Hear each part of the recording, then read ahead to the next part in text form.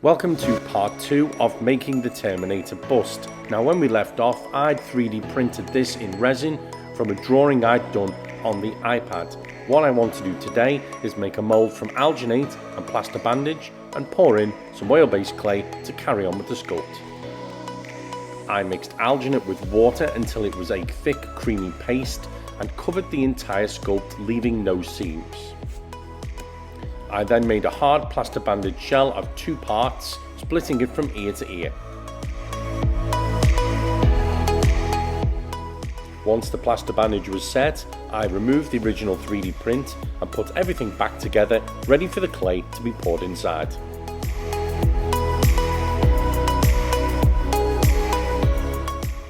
And this is the end result. I used Clay's Anatomy oil-based clay from Dashbo, and I backfilled it with foam to give it some rigidity and to save on clay.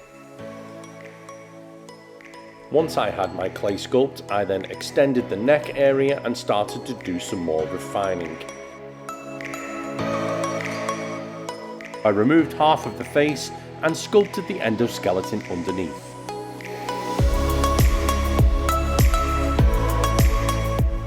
Once I had roughed out the shape of the endoskeleton, I started to refine the flesh around it.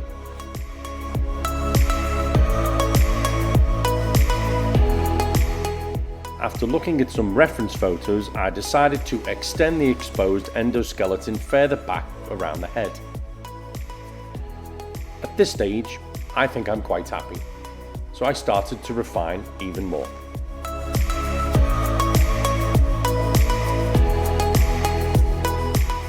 I trimmed down the neck to make it sleeker, added some more detail around the injury, and added a resin eye. The endoskeleton eye will be illuminated, so I'm 3D printing that and I will add it in just before moulding.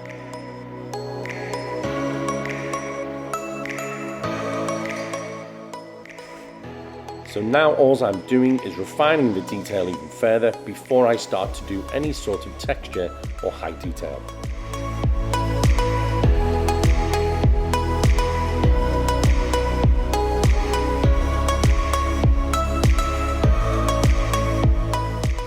What I'm doing now is looking for any points that catch my eye and smoothing them out and giving them a softer form.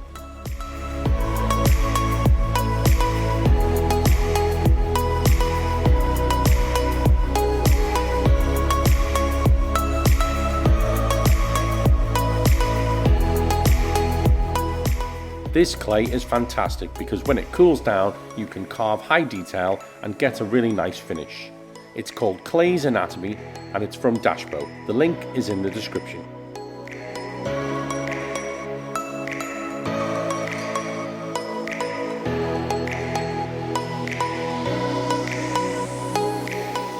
And now I'm concentrating on the jawline injury. These have only just been put in, so I want to make them look a bit more realistic.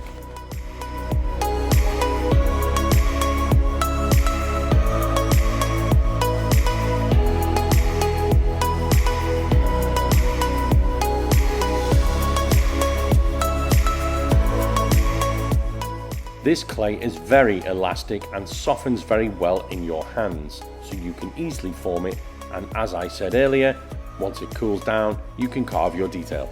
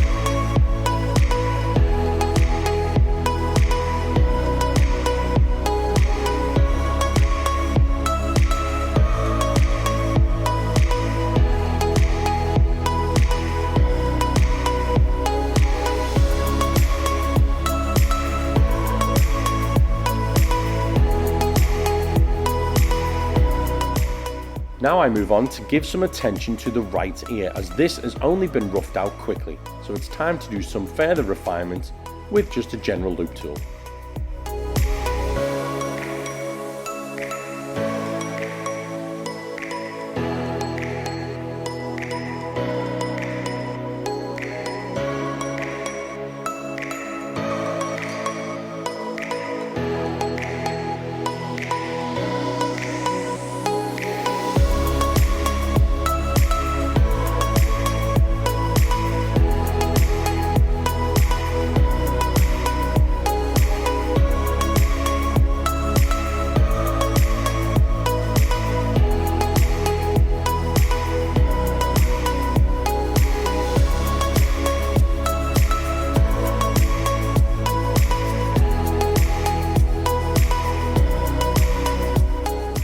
A smaller loop tool will be used further down the line to give further refinement, but at this point I'm only making general shapes.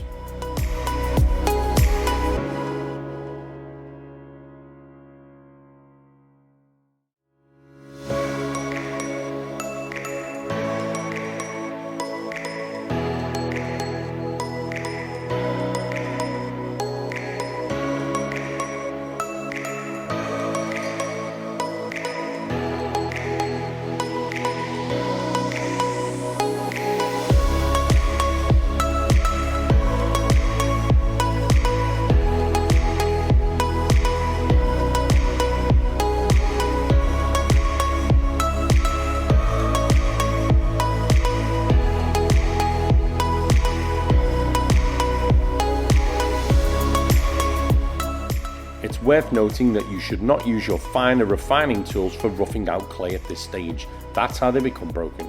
So a general loop tool is just the job.